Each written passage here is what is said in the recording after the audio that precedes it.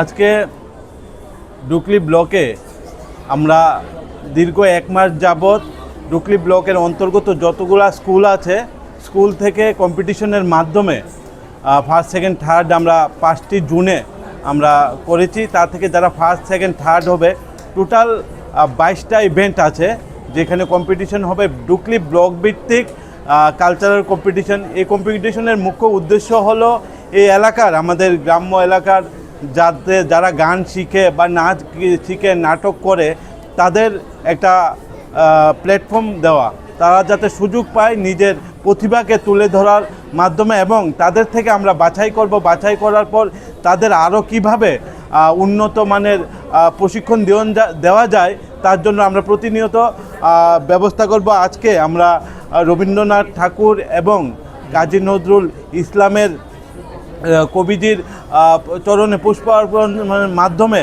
আমরা একটা অনুষ্ঠান, এই প্রথমবারের মতন আমরা ডুকলি ব্লকে করেছি। এখন থেকে প্রতিনিয়ত প্রত্যেকবার এই কম্পিটিশন হবে।